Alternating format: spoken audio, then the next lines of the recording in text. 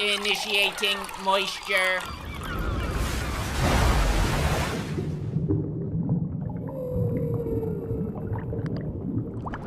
Welcome to the Moist Meter. Today we're taking a look at M. Night Shyamalan's new movie, Old. I'm not the biggest M. Night fan. I do like some of his movies and dislike others. Pretty much the same opinion everyone has of him. He'll sometimes make the worst movie you've ever seen in your entire fucking life with Avatar: The Last Airbender, and then sometimes make a good movie like with Split. So he's always just going back and forth between dog shit and not dog shit. So where does Old land on this spectrum?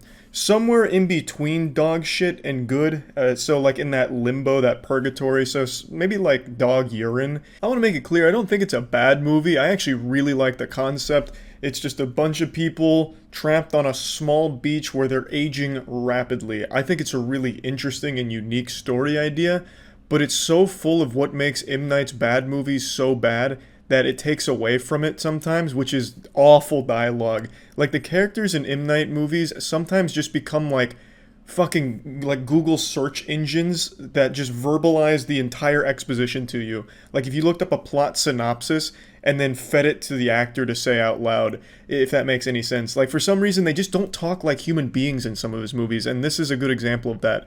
Like, they'll gather all the characters on this beach, and they're starting to figure out, what's going on here. Like, something is afoot. My 6-year-old is now 6'5", and he's like 40 years old. This is getting a little peculiar.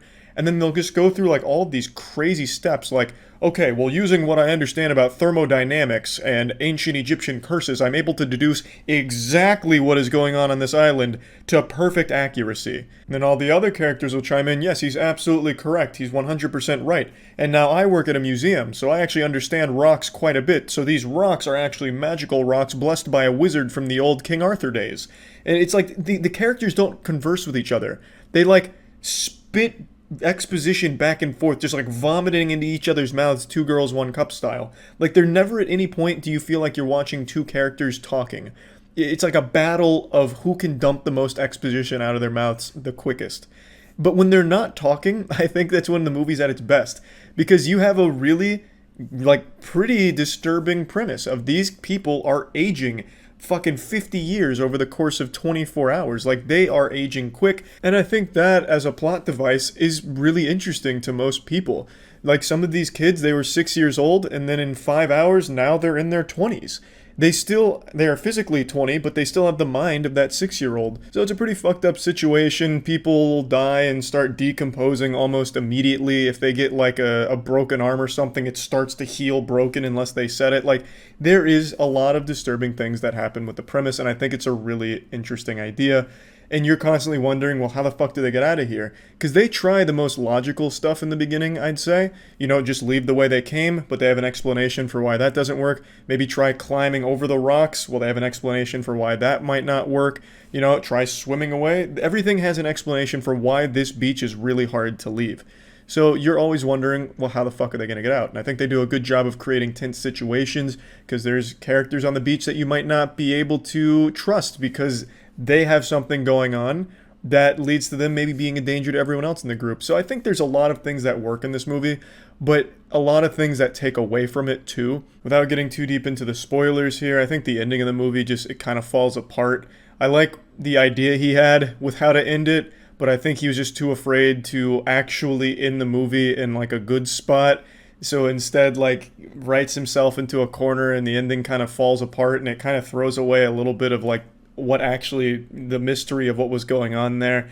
I just feel like there was just at the end so many like lucky breaks that it gets silly, and then to wrap up the way that it didn't match the rest of the movie, in my opinion.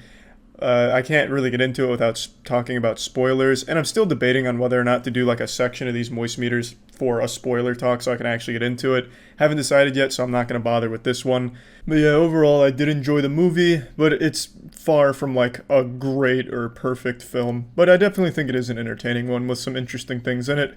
Plugging Old into the moist meter, I'm giving it a 60%. I feel like this movie would have really benefited from someone being there and just slapping the pencil out of M. Night's hand every time he went to write character dialogue. I think that would have really helped elevate the movie a bit higher and maybe play to its strengths a bit more. I really just think someone needs to go over the dialogue that M. Night writes and change it, make it work, because that is a seriously lacking element to his movies, I would say. At least recently. But anyway, I still think it is a fun movie to watch. Now I'd like to talk about Helix mattresses. One of the most important things you'll ever buy in your life is a mattress. I'm sure you've heard that a million times from everyone you've ever met, and it's extremely true. You're going to be sleeping on it every night, every single day. So it's extremely important you pick one that matches your body type, and everyone's body is different. For me personally, the old mattress I used was just a little too soft, so it led to lower back pain. And then I found Helix mattresses, which give you a nice, unique sleep quiz, which will pretty much match you with your ideal mattress, whether it's like a harder mattress, a softer one, just to fit your unique body type. And for me, I needed something a little bit more firm, and since then, I haven't had that problem. Helix mattresses are super convenient because they're delivered right to your door, just rolled up in a box, and it's just super quick to get them out. It basically unpacks itself. So that's really nice, so we don't have to struggle with that. Also, if it makes you nervous to buy something you haven't tried yet, Helix mattresses offer a 100-night sleep trial, so you get more than 3 months to make sure that you love it, and if you don't, they'll just pick it up for you and you get a full refund. So if you're interested in trying a Helix mattress, you can go to helixsleep.com/moist to get up to $200 off your Helix mattress plus 2 free pillows. That's helixsleep.com/moist for up to $200 off and 2 free pillows. See ya.